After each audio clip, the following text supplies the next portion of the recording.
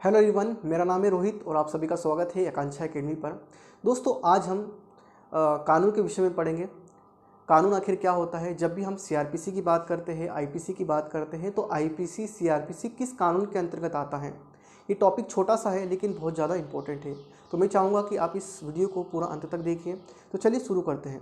देखिए दोस्तों, जब भी हम किसी कानून की बात करें या विधि की बात करें या लॉ की बात करें, तो कानून जो है आपके दो प्रकार के होते हैं। एक आपका होता है सारभूत विधि, जिसे हम इंग्लिश में कहते हैं सब्सटेंटिव लॉ, और दूसरा होता है आपका प्रोसीजर लॉ यानी कि प्रक्रियात्मक कानून। तो कानून हमने देखा दो प्रकार के होते हैं, सारभूत विधि और प्रक्रियात्मक कानून।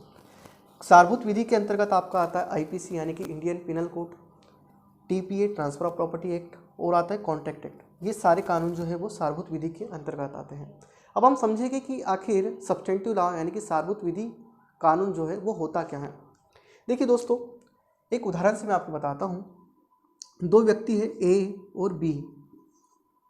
ए ने बी की क्या कर दी, हत्या कर दी।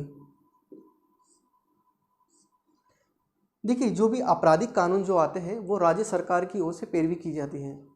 अपराध जो होता है वो राज्य सरकार की ओर से उस पर पैरवी की जाती है।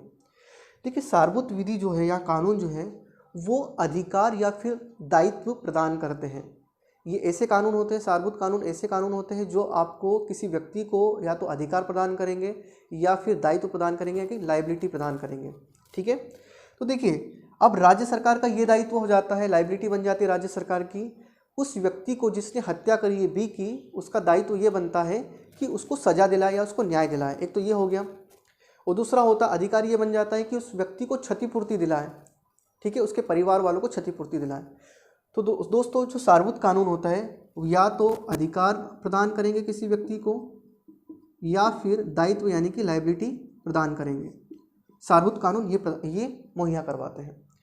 अब हमारा जो आईपीसी है वो इस कानून के अंतर्गत आता है। जैसा कि मैंने आपको उदाहरण बताया, ए ने बी की हत्या कर दी। अब राज्य सरकार का ये दायित्व बन जाता है कि उस व्यक्ति ए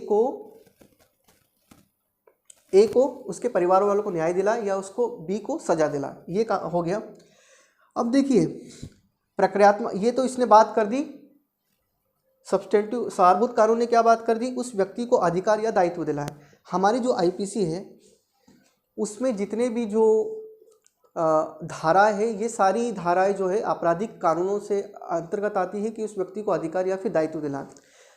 अब हमारी जो प्रक्रियात्मक कानून जो है वो प्रक्रिया बताता है कि आखिर उस व्यक्ति को न्याय कैसे दिलाया जाए, उस व्यक्ति पर कौन कौन सी ट्रायल होगा, उस व्यक्ति को गिरफ्तार कैसे किया जाएगा, पुलिस के क्या अधिकार होंगे। सारी जो चीज़ें हैं, जो प्रक्रिया जो बताने का काम करती है वो सीआरपीसी बताती है। तो इस प्रकार जो प्रक्रियात्मक जो कानून है वो प्रक्रिया को फॉलो करता है, एक प्रोसीजर बताता है। तो उस कानून के अंतर्गत हमारा सीआरपीसी आता है, और दूसरा आता है आपका सीपीसी यानी कि सिविल प्रोसीजर कोड आता है, सिविल केसों के मामले में आता है। तो ये आपको स्पष्ट हो गया कि जो सारभूत कानून है ये आपके अधिकार और दायित्व को प्रदान करते हैं किसी व्यक्ति को। वो प्रोसीजर कोड है, ये अधिकार उस व्यक्ति को कैसे मिलेंगे, ये सारी चीज़ें उसकी प्रक्रिया के बारे में बताता है। तो ये हो गया, दो प्रकार के कानूनों के विषय में बात हो गई।